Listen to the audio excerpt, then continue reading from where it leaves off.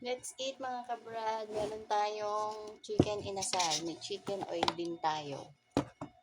Kain tayo. Mapait nga.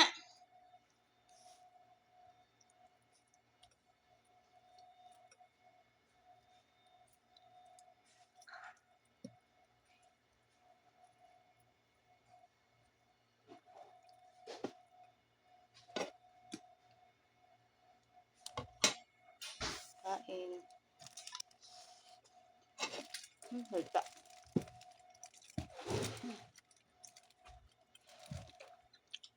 Mayroon ko dahil nasal dito. Kain tayo. Sana sinabi niyo sa akin kumain muna. Di ba? Parang hulog. Hindi. Sarap yung kanin na yan dito.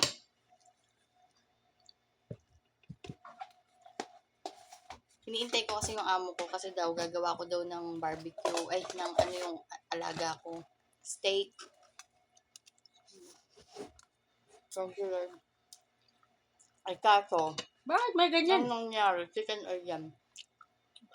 Ang nangyari, tinanong ko siya. Sabi ko, kakain mo na ba kako ko o gagawin ko na? Sabi niya, eat first. Oh.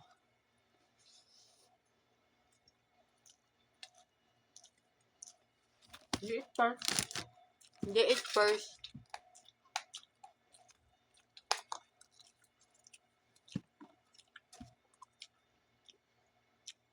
Si Salo, ayun na. Wala ko lang, no? Kahit mukha siyang seryoso. Disente siya, no? Hindi yung nagbago yung ugali niya. Ganun talaga yung ugali niya.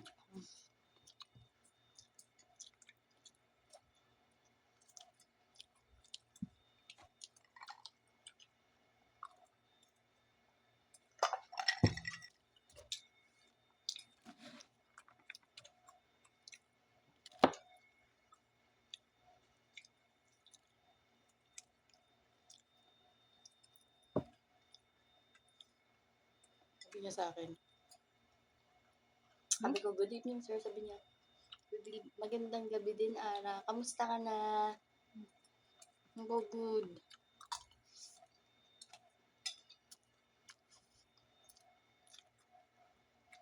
Yung mala, sumama yung anak niya.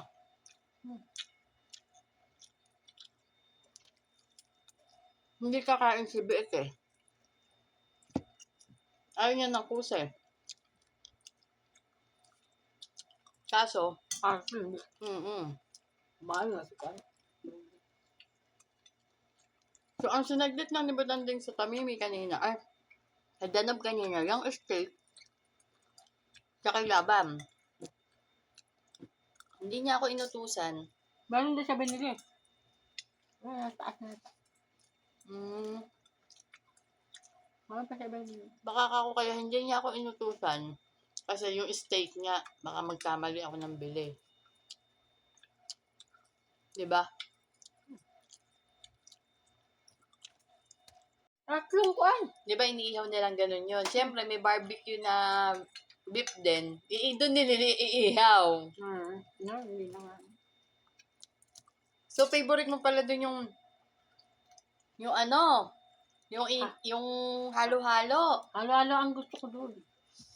Kay masarap ang laki tapos ang puno, ang dami ng kuan. Hindi ko pa natikman yung halo-halo dun. Ano yun, 100? 120? Pero Mm. sulit talaga siya. Grabe kung makapuno. Grabe yung buko. Hindi ko pa natikman kasi halo-halo dun. Kung nguya ko yung sala. Yan to. May ice cream. Kainin namin na yan. May ice cream. May ice cream din. Kompleto naman sila. Parang chowking. Ha? Gusto ko talaga yung mga inasal hindi lang. Halo-halo ang hilig niyo pala ni Daya nga halo-halo. Nagmana ka kay tatay. tatay ko. Maalala ko. Halo-halo ang gusto niya. Di ba nung kada padala mo? Hmm. Sabi niya maghalo-halo sila. Sabi ko, bili mo na kalayo. Paborito niya to. Siguro pagka kasi nakakakain siya, nare-refresh yung katawan niya. Malamig kasi. Kasi mga ikindi yan. Kain. Mahilig siya sa malalamig. Mga ganun. Hindi. Si nanay, Sabi? Nanay ko wala mga kain. Kain ka. kahit alin dyan, pinutol ko yun eh. Si nanay, ano naman ang gusto? Kahit pa kain mo lang, wala mang pili yun. Wala mang pili. Kumbaga, ikaw nagmana ka kay tatay ng maselan. Ikaw si Selan eh. Nanay ko hindi mapili yun. Mapili sa pagkain. Si nanay hindi maselan. Hindi, tama. Masailan pero hindi mapili pagkain. Pero, ikaw nagmana ka kay tatay ng kaselanan. Tatay ko sa magkaan. Mahal naman din kasi yung buhay namin. Yung tatay ko kasi nakapag-ano yan sa mayaman.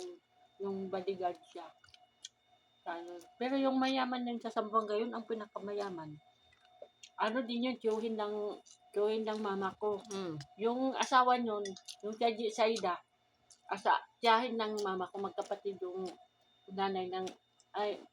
mama ng mama ko, nanay niya, yung lola ko, sa mama, magkapatid yung ano, kaya nag-bodyguard din siya sa Zamboanga. Dami nilang owner, maraming jeep. Kaya Yung namatay lang yun, tapos na ano. Hindi ka maniwala kasi hindi yung pera sa kusako. Pinaplansya yun. Dami. Mayaman talaga sila. Ba't pinaplansya niyo yung pera? Malukot-tukot. Baka sa waiting yun. Ang dami lang business sa mga sa mga Singapore. Yun ang pinakamayaman sa Zamboanga, yung nanay ng tiyuhin din yun ng mama ko.